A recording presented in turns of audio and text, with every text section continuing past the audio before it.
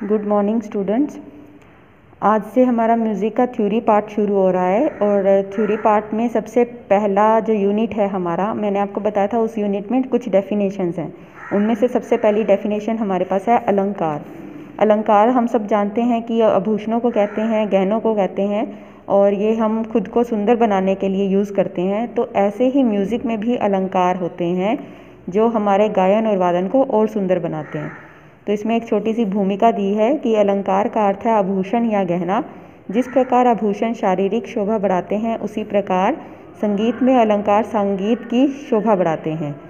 जिस प्रकार चंद्रमा के बिना रात्रि, जल के बिना नदी तथा आभूषण के बिना स्त्री शोभा नहीं देती, उसी प्रकार अलंकार के बिना संगीत शोभा नहीं देता।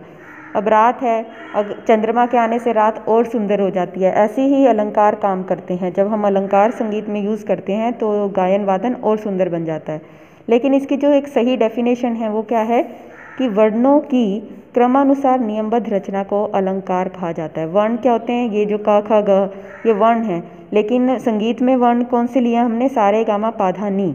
तो ये जब संगीत में आगे स्वर बन गए। लेकिन अगर डेफिनेशन हमने देनी है अलंकार की तो इन्हें वर्ण ही कहेंगे। क्रमानुसार मतलब क्रम के अनुसार, क्रम के अनुसार मतलब सीरीज़ में।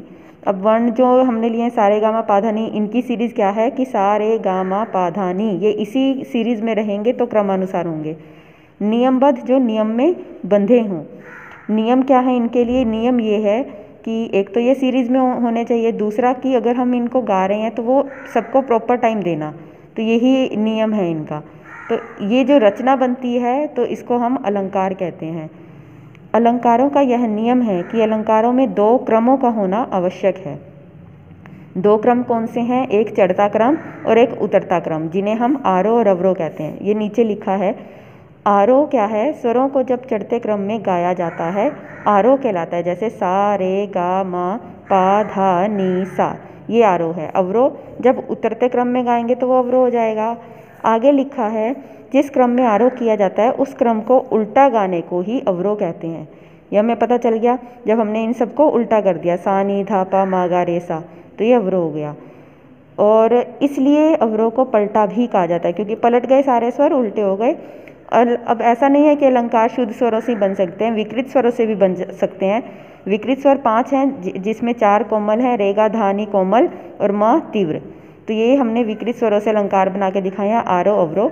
संगीत में विद्यार्थी को सर्वप्रथम अलंकार ही सिखाए जाते हैं, जिससे विद्यार्थी को स्वर ज्ञान हो सके। आप कुछ भी सीखो, चाहे आप इंस्ट्रूमेंटल म्यूजिक सीखो, चाहे वोकल सीखो, सबसे पहले आपको आरोह अवरोह ही सिखाए जाएंगे, अलंकार ही सिखाए जाएंगे, जिसमें आपको पहली सरगम यही करवाई जाती है, सा रे गा मा पा धा नी सा, सा नी धा पा मा गा रे सा। और ये इसलिए सिखाए जाते हैं ताकि हमें स्वर का ज्ञान हो सके, हम हर स्वर की पहचान कर सके कि सा की ट्यून क्या है, रे की ट्यून क्या है, गा कैसे गाना है, और आगे जाके हम जो भी सीखें तो उसकी रचना करने में हमें हेल्प मिल सके। तो ये अलंकार की डेफिनेशन थी जो मैंने आपको समझाई। नेक्स्ट वीडियो में मैं आपको वर्ण के बारे में बताऊंगी।